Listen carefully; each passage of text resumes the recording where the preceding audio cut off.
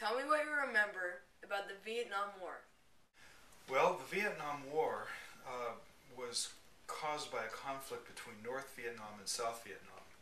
South Vietnam had originally been settled and established by France.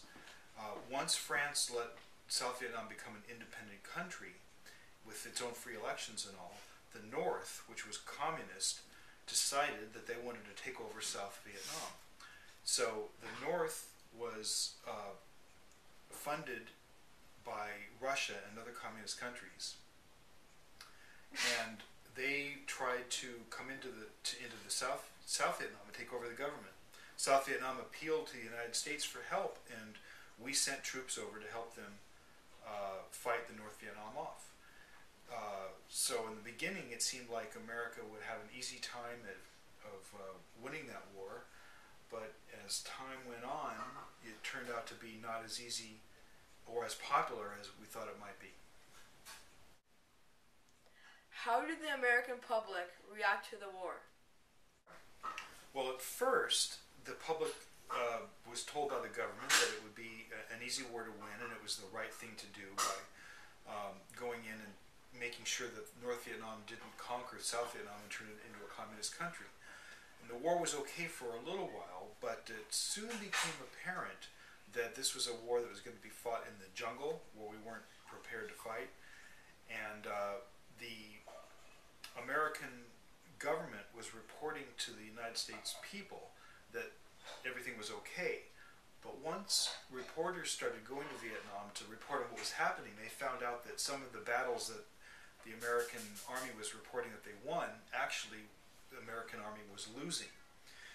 And once the reporters started putting into the newspapers that the Vietnam War was not going very well and that American young men were being killed, the American public started to turn against the government and started to take away its support of the war. How did teenagers and college students react to the war? Well, for one thing, the college students were the people that were fighting the war.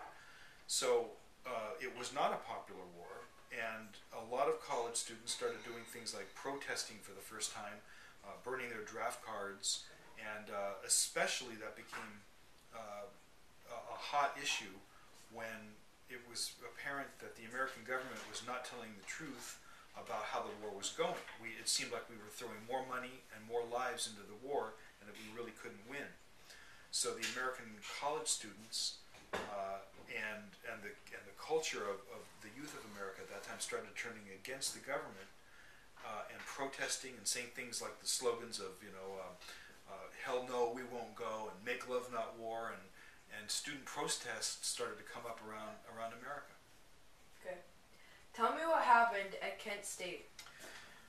Well, near the end of the 60s,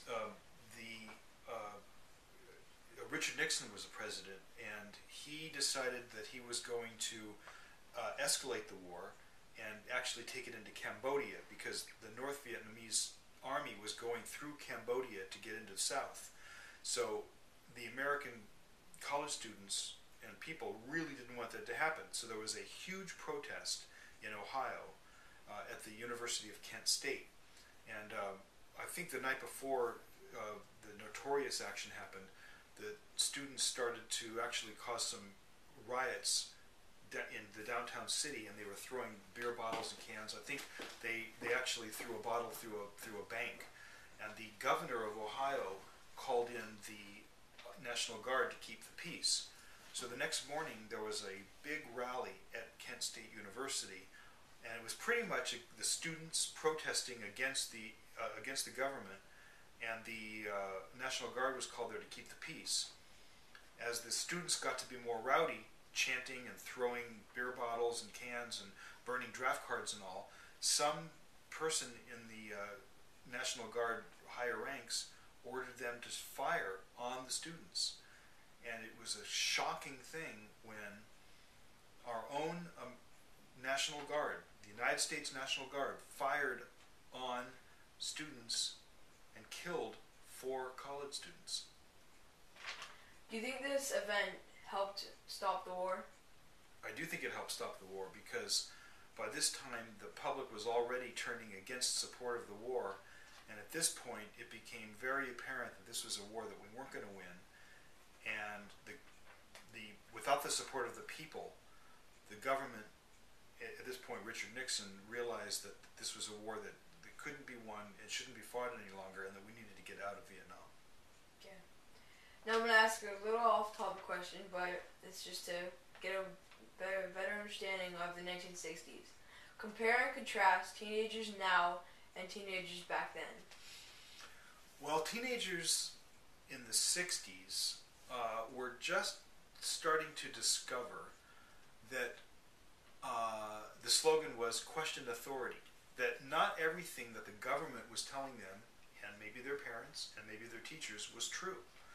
So there was a countercultural revolution that happened at the time, where students and the hippie movement came into power and got popular. And at that time, people were into brotherly love and peace, and started to find out about other cultures, about not necessarily taking everything that the traditional industries and government of America gave them. So that's when hippies started eating natural foods. We started turning away from the government.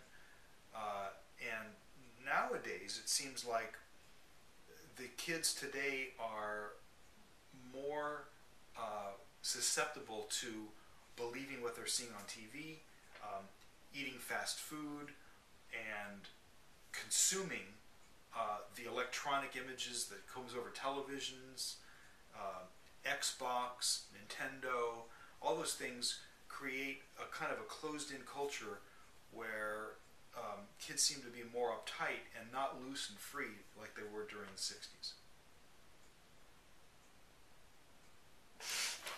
Okay, guys. Guys, ready.